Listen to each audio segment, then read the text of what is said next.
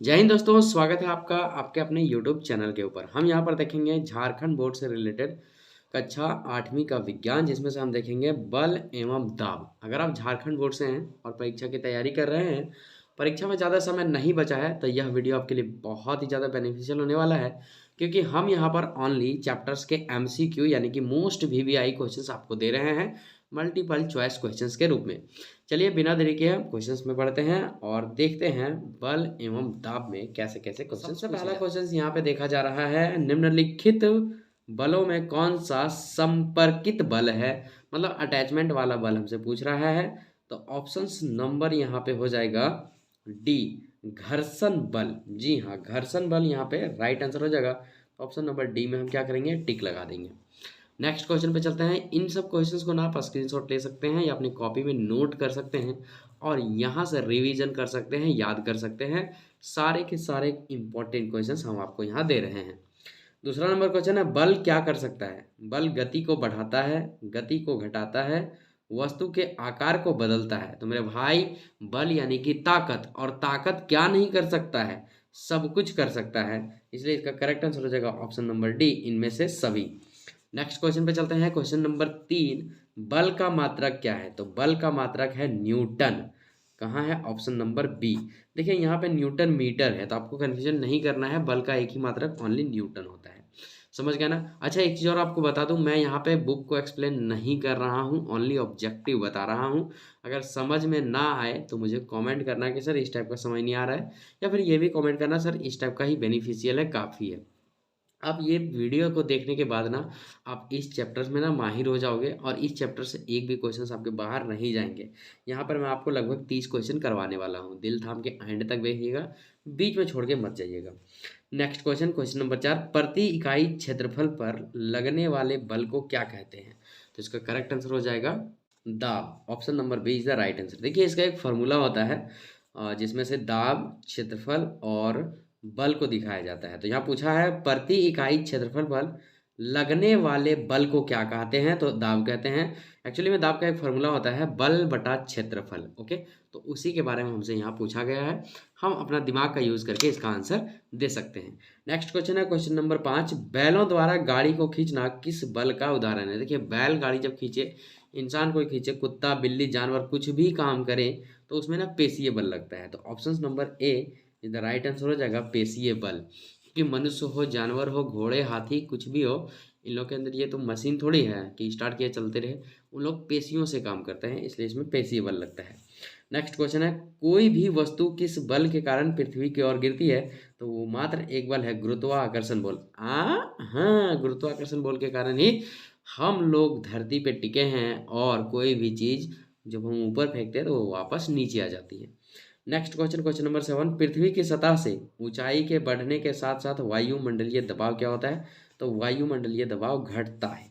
Next question है, दाब का मात्रक, मोस्ट VVI है, एकदम 100% एग्जाम में पूछने वाला है, एकदम दिमाग में ठूस लीजिए इसको। दाब का मात्रक पास्कल होता है। देखिए इसको याद कैसे रखेंगे, दाब दाब यानी कि दबाव डालेंगे ना, तभी पास्कल, तभी बच्चा पास कर पाएगा। हाँ, अगर आप फ्री छोड़ दोगे ना, तो पास क्या, फेल भी नहीं हो पाएगा, एकदम बदतर निकल जाएगा। इसलिए दबाव डालना जरूरी है, तभी पास कर, तभी पास कर पाएगा। हाँ हाँ भाई साहब, हाँ। नेक्स्ट क्वेश्चन है, द्रव की ऊंचाई बढ़ने पर आधार पर दबाव क्या होगा, घटेगा बढ़ेगा। तो मेरे भाई बढ़ जाएगा। देखिए एक गिलास पानी है या एक बाल्टी आप पानी लीजिए, उसमें थोड़ा सा पानी रखिए एकदम ना के बराबर, तो उसमें नीचे जो दबाव है कम पड़ेगा, ज़्यादा पड़ेगा, कम पड़ेगा। लेकिन पूरा बाल्टी को भर देंगे तो दबाव ज़्यादा पड़ेगा। तो ये बोला है, ऊंचाई, द्रव की ऊंचाई बढ़ने पर आधार पर दबाव कैसा होगा, बढ़ेगा। चलिए नेक्स्ट क्वेश्चन, क्वेश्चन नंबर 10, शुष्क मौसम में बालों में कंघी करने पर वह बिखर जाते हैं, इसके लिए कौन सा बल उत्तरदायी है। तो ये है भैया ऑप्शन नंबर बी, स्थिर विद्युत बल। नेक्स्ट क्वेश्चन है, बर्तन की दीवारों पर दाब कौन डालते हैं। तो सबसे पहले तो द्रव द्रव डालेगा ही, और गैस भी डालेगा, तो दोनों आंसर हो जाएगा। तो ऑप्शन नंबर सी मार देंगे हम, क्या, दोनों। क्वेश्चन नंबर 12 में चलते हैं। क्वेश्चन नंबर 12 है यहाँ पर, हमारे चारों ओर के वायु के आवरण को क्या कहते हैं। तो उसे कहते हैं वायुमंडल। नेक्स्ट क्वेश्चन, इनमें से कौन स्थिर विद्युत बल का उदाहरण है। कंघी से कागज के टुकड़ों का चिपकाना, ये स्थिर विद्युत बल का उदाहरण है। आप देखो क्या करो ना, पेन लो, पेन, ठीक है, कंघी आपके पास नहीं होगा, पेन लो और माथा में इसे रगड़ो, खिस खिस खिस खिस खिस खिस खिस खिस खिस, और कागज के टुकड़ों को टच करके देखो।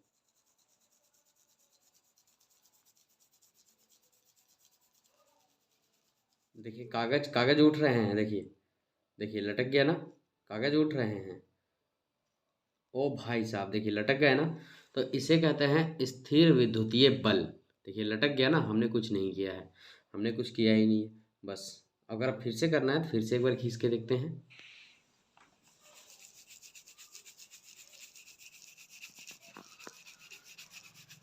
आप इसको खुद भी ट्राई कर सकते हैं। देखिए इसे कहते हैं स्थिर विद्युतीय बल।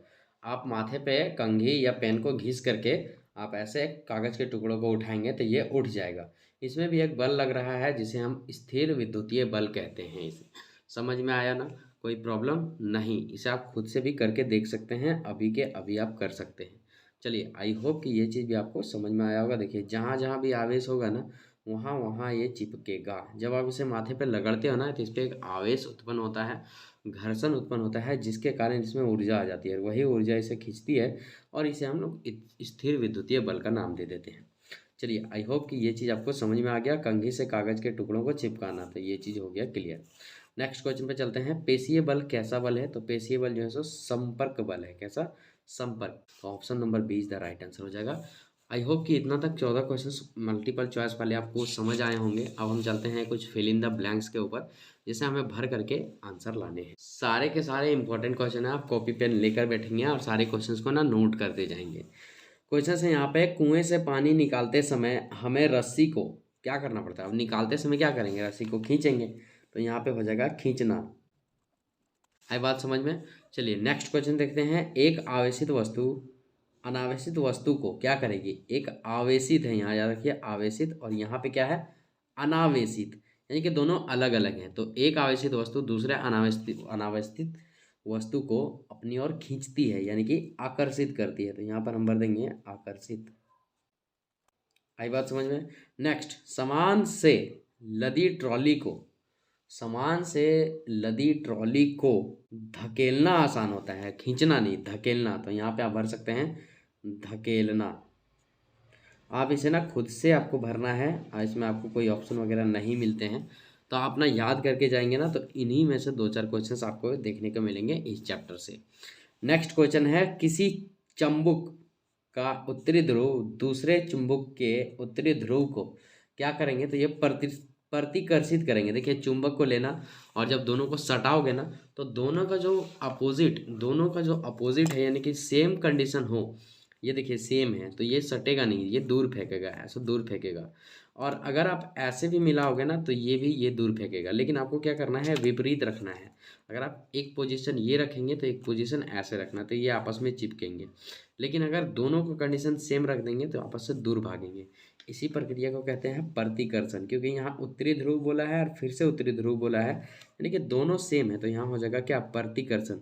ये आपस में अभिकर्षण या फिर आकर्षित का होगा ही नहीं, तो यहाँ हम भरेंगे प्रतिकर्षण। ओके, चलिए नेक्स्ट पे चलते हैं।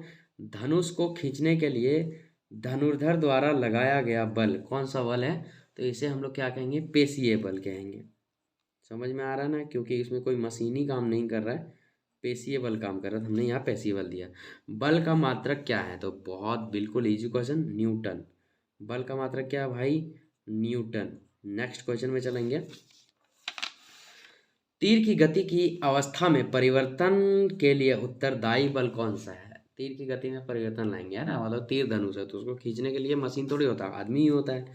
और आदमी कौन सा बल लगाता है? पेशीय बल लगाता है। तो यहाँ हम भर देंगे पेशीय बल। ओके, नेक्स्ट क्वेश्चन में चलते हैं। एकांक क्षेत्रफल पर कार्यरत बल को क्या कहते हैं? एकांक क्षेत्रफल पर कार्यरत बल को क्या कहते हैं? तो दाब कहते हैं। तो ऑप्शन नंबर यहाँ पे ये हम दाब भर दिए। नेक्स्ट क्वेश्चन है, आधार पर कार्यरत दबाव आधार का क्षेत्रफल बढ़ने से क्या होता है? तो ये जो होता है गुरुत्वाकर्षण होता है। आधार पर कार्यरत दबाव का क्षेत्रफल बढ़ने दबाव भी बढ़ता है, तो यहाँ हम लिखेंगे बढ़ता है। नेक्स्ट क्वेश्चन, वस्तु पर कार्यरत बलों का परिणामी जब शून्य होता है तब उसे क्या कहा जाता है? तो उसे संतुलित कहा जाता है। क्या कहा जाता है भैया? संतुलित। तो आप यहाँ क्या भर देंगे? संतुलित। नेक्स्ट क्वेश्चन देखेंगे। एक दिए हुए बल के लिए संपर्कित सतह का क्षेत्रफल जितना कम होगा दबाव उतना ही अधिक होगा। सारे क्वेश्चन को ना आप नोट करेंगे अपनी कॉपी में, ओके, तभी आपके एग्जाम में अच्छे मार्क्स आ सकते हैं। नेक्स्ट क्वेश्चन, द्रव का दबाव गहराई के बढ़ने से बढ़ता है। नेक्स्ट क्वेश्चन, वायु के द्वारा किसी बिंदु पर आरोपित दबाव को क्या कहते हैं? तो उसे क्या कहेंगे भैया? तो उसे कहेंगे वायुमंडलीय दबाव। क्या बोलेंगे? वायुमंडलीय दबाव। आप सीधा सीधे लिखिए ना, वायुमंडलीय दबाव। तो हम यहाँ से लिखते हैं वायुमंडलीय दबाव। अंतिम और लास्ट क्वेश्चन बचा है यहाँ, और वो है 14 नंबर क्वेश्चन। पृथ्वी की सतह से ऊंचाई के बढ़ने के साथ साथ वायुमंडलीय दबाव क्या होता है? तो ये घटता है। इन सारे क्वेश्चंस को ना आप एकदम अच्छे से याद कर लेंगे, कॉपी में नोट कर लेंगे, ताकि एग्जाम के समय आप अगर रिवीजन कर सको। चलिए फिर हम आपसे मिलते हैं नेक्स्ट क्वेश्चन में नेक्स्ट वीडियो के साथ। तब तक के लिए जय हिंद, जय भारत।